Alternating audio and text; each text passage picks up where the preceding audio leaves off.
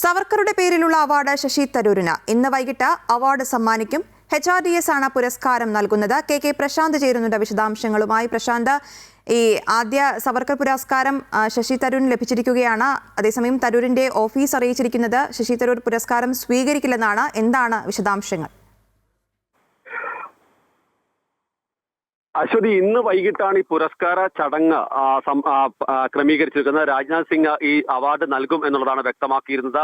ശശി തരൂരിന് പ്രഥമ പുരസ്കാരം ശശി തരൂരിനായിരുന്നു. അത് തന്നെ തുടക്കത്തിൽ തന്നെ വലിയ വിവാദമാകുകയും കോൺഗ്രസ് പല പ്രധാനപ്പെട്ട നേതാക്കൾ തന്നെ അതൃപ്തിയുമായി രംഗത്തെത്തുകയൊക്കെ ചെയ്തിരുന്നു.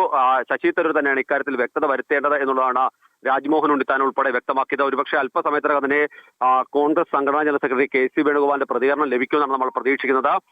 പക്ഷേ അതിനിടയിൽ തന്നെ തരൂരിന്റെ ഓഫീസ് ഇക്കാര്യം ഇപ്പോൾ ഈ അവാർഡ് സ്വീകരിക്കില്ല എന്ന് വ്യക്തമാക്കിയിട്ടുണ്ട് എന്നുള്ളതാണ് പ്രധാനപ്പെട്ട കാര്യം.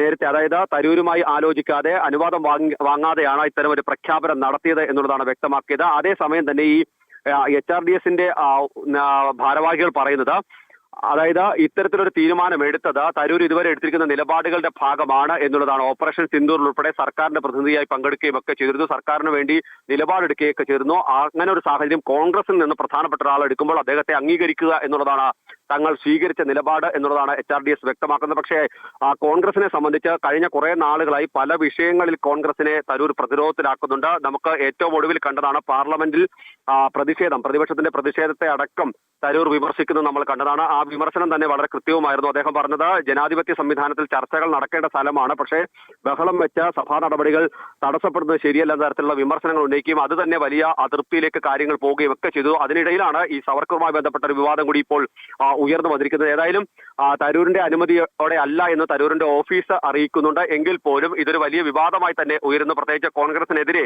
മറ്റ് ഘടകകക്ഷികൾ, ഇന്ത്യ സഖ്യത്തിലെ പല പാർട്ടികളും തന്നെ രംഗത്തെത്താനുള്ള ഒരു സാഹചര്യം നിലനിൽക്കുന്നുണ്ട്. ഒപ്പം തന്നെ തരൂരിനെതിരായ നീക്കം കുറെ കൂടി കോൺഗ്രസിൽ ശക്തമാവുകയും ചെയ്യും. അശ്വതി.